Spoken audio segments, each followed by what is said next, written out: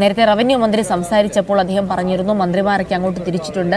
K Saseendran ഉൾപ്പെടെ K Rajan ഉൾപ്പെടെയുള്ള ആളുകൾ അല്പസമയം തന്നെ അങ്ങോട്ട് തിരിക്കും. അവർ എത്രയും പെട്ടെന്ന് എത്താനായി ഹെലികോപ്റ്റർ അടക്കമുള്ള മാർഗങ്ങളൊക്കെയാണ് തേടുന്നത്.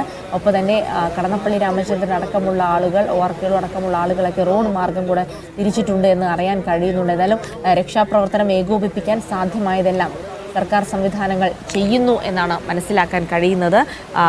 പലതരത്തിലുള്ള വാർത്തകൾ, പലതരത്തിലുള്ള വോയിസ് ക്ലിപ്പുകളൊക്കെ നമുക്ക് ലഭിക്കുന്നുണ്ട്. വാട്സപ്പ് വഴി സന്ദേശങ്ങൾ ലഭിക്കുന്നുണ്ട്. അവളെ പരിഭ്രാന്തരായിക്കൊണ്ട് സംസാരിക്കുന്ന ആളുകളെ കേൾക്കുന്നുണ്ട്. പക്ഷേ അവരാ പരിഭ്രാന്തിയിൽ പറയുന്ന മുഴുവൻ കാര്യങ്ങളും ഞങ്ങൾ പ്രേക്ഷകരിലേക്ക് എത്തിക്കുന്നില്ല. കാരണം പലതും പേടിപ്പെടുത്തുന്നതാണ്. എത്രത്തോളം യാഥാർത്ഥ്യത്തോടെയാണ് അത് പറയുന്നത്, ആ പരിഭ്രാന്തിയിൽ പറയുന്നതാണോ എന്നുള്ളത് കൊണ്ട് തന്നെ എല്ലാ വോയിസ് ക്ലിപ്പുകളും കൊടുക്കുന്നില്ല. പക്ഷേ കേട്ടിടത്തോളം ഒരു വലിയ വ്യാപ്തിയുള്ള ഒരു അപകടം ഉണ്ടായിരിക്കുന്നു എന്ന് മാത്രമേ ഇപ്പോൾ പറയാൻ സാധിക്കുകയുള്ളൂ. അപകടത്തിൻ്റെ വ്യാപ്തി വ്യക്തമാകണമെങ്കിൽ ഈ മുണ്ടക്കൈയിലേക്ക് എത്തിച്ചേരണം എന്നുള്ളതാണ്. അതിന് ഇതുവരെയും ഈ രക്ഷാദൗത്യത്തിന് കഴിഞ്ഞിട്ടില്ല. NDRFിൻ്റെ സംഘമൊക്കെ നമുക്കറിയാം, അവിടെ രക്ഷാപ്രവർത്തനം നടത്തുന്ന കാഴ്ചകളുണ്ട്. ഈ വടം കെട്ടിക്കൊണ്ട് ഈ കുത്തിയൊലിച്ചു വരുന്ന മണ്ണും പുഴയും ചെളിയും ഒക്കെ കുത്തിയൊലിച്ചു വരുന്ന പ്രദേശം മറികടന്ന് അപ്പുറത്തുള്ള ആളുകളെ രക്ഷപ്പെടുത്തുക എന്നുള്ള കാര്യത്തിനാണ് ഇപ്പോൾ പ്രഥമ പരിഗണന കൊടുത്തിരിക്കുന്നത്. അത് ചൂരൽമലയിൽ നിന്നുള്ള ദൃശ്യങ്ങളാണ് ഇപ്പോൾ കണ്ടുകൊണ്ടിരിക്കുന്നത്. ചൂരൽമല എന്ന് പറയുന്നത് മുണ്ടക്കയുടെ ഏറ്റവും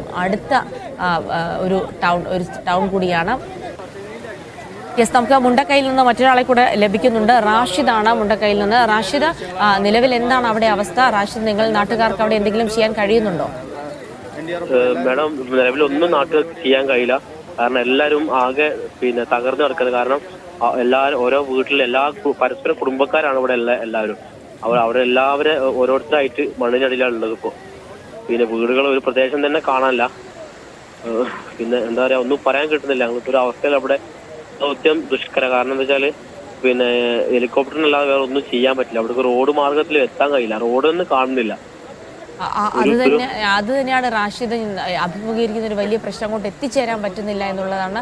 റാഷിദ്, അതായത് നേരത്തെയും ഇവിടെ ഈ ഉരുൾപൊട്ടൽ ഉണ്ടായിരുന്നു, അതേ സ്ഥലത്ത് തന്നെയാണോ ഉണ്ടായിരിക്കുന്നത്? അതെ അതെ, ആ നേരത്തെ പൊട്ടിയതിന്റെ ബാക്കിയായിട്ടാണ് പൊട്ടിയത്. അത് കുറച്ചും കൂടി ഭീകരമായി പൊട്ടി. നേരത്തെ ചെറിയൊരു വർഷം മാത്രമേ പൊട്ടിയിട്ടുണ്ടായിരുന്നുള്ളൂ. ഇപ്പൊ അതിന്റെ ബാക്കി മൊത്തം പൊട്ടി വന്നിട്ടുണ്ട്. റാഷിദ്, അതായത് ഈ 3 തവണ ഉരുൾപൊട്ടി എന്നുള്ള റിപ്പോർട്ടുകളൊക്കെ നമുക്ക് ലഭിക്കുന്നുണ്ടായിരുന്നു. അങ്ങനെ ഉണ്ടായോ? പൊട്ടിയിട്ടുണ്ട്. ആദ്യം ചെറുതായി പൊട്ടി, പിന്നെ 2 തവണ ഞങ്ങള് മാറ്റി താമസിച്ച് വന്നപ്പോ അവിടെ 2 തവണ പിന്നെയും പൊട്ടിയിട്ടുണ്ട്.